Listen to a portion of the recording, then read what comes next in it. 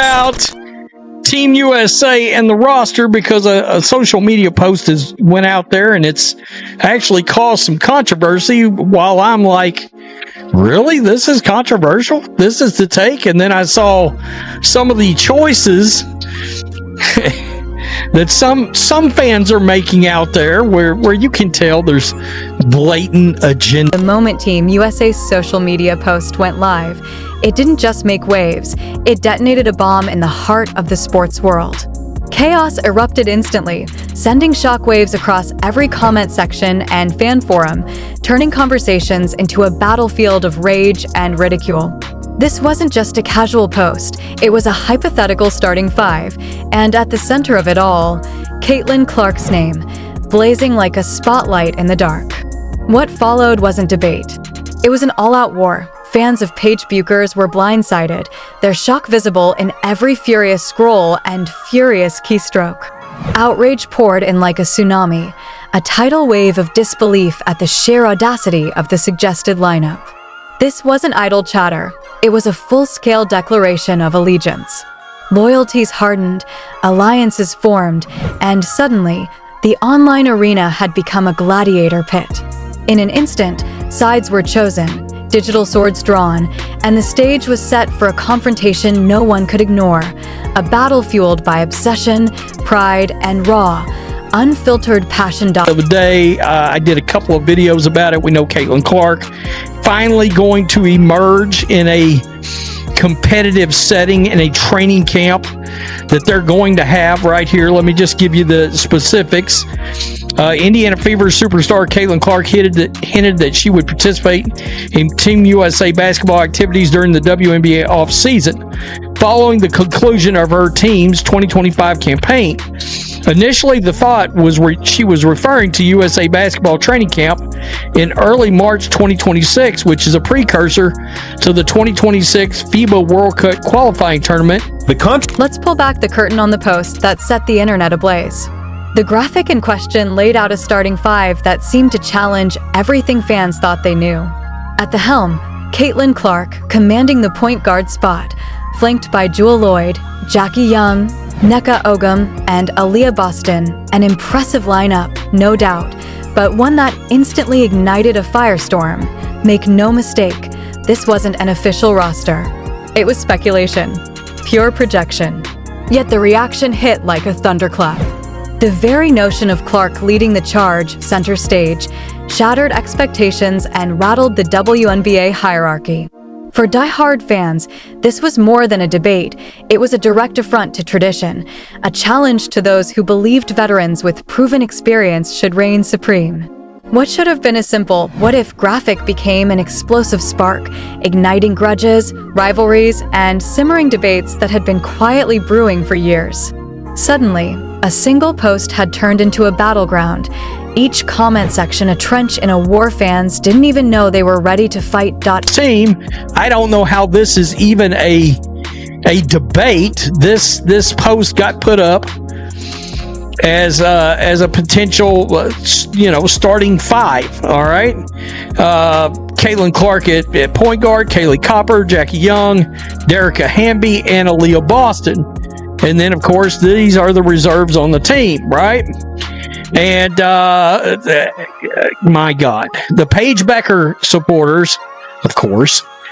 And I don't want to throw Angel supporters in this because I've seen a lot of actually put Angel and Caitlin on the court. And I mean the very second the post went live. The most vocal and intense backlash came roaring from the devoted supporters of Paige Bueckers. Their loyalty to their player runs incredibly deep. So the hypothetical omission of Bueckers from this starting five, especially in favor of her rival, Clark was met with just unbridled fury. The sentiment was crystal clear, and it was plastered all over the comment section, Paige over Caitlin.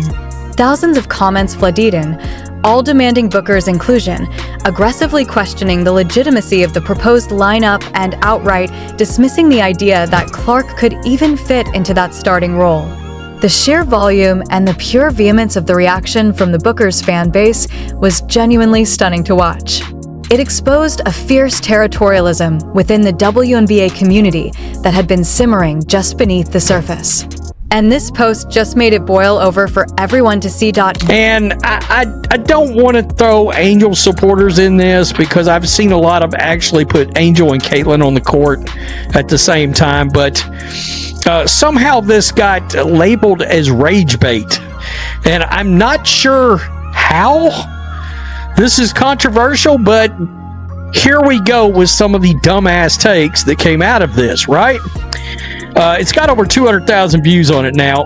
Paige, okay.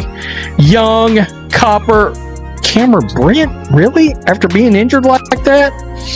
Reese. But just as the fury from Bueckers fans reached a fever pitch, the storm began to spread, pulling in other fan bases like an unstoppable vortex. Take Angel Reese supporters, for instance. They approached the chaos with an almost shocking sense of reason. Instead of outright rejection, many floated the tantalizing possibility of Clark and Reese sharing the court, a rare vision of harmony amid the madness. Yet the original post had already thrown a massive net, and soon countless factions surged forward, each armed with their own fiercely defended blueprint for Team USA. Every opinion became a spark, every comment a flare signaling allegiance, defiance, or outrage. What started as a single speculative graphic had transformed into a volatile tangle of loyalties, rivalries, and uncompromising passion, a digital arena where every fan's conviction collided head-on with another's. It was messy, chaotic, and utterly magnetic, a spectacle no one could tear their eyes away from. And injured and this and that and the other. You know, and I'm not talking about far as the poster goes. I mean, just literally having been put on the team right now, you know. Just a question, if Juju is still recovering from an ACL, how can she be part of this? Surely she can't play. Yes, she can attend, but if she takes to the floor, she surely risks serious injury. Well, they all risk injury in playing in this. It is what it is. Now, a lot of people are bringing up people that aren't even in this. I mean, Asia and... Just when it seemed the storm had reached its peak, the conversation shifted, and suddenly, the tension cut even deeper.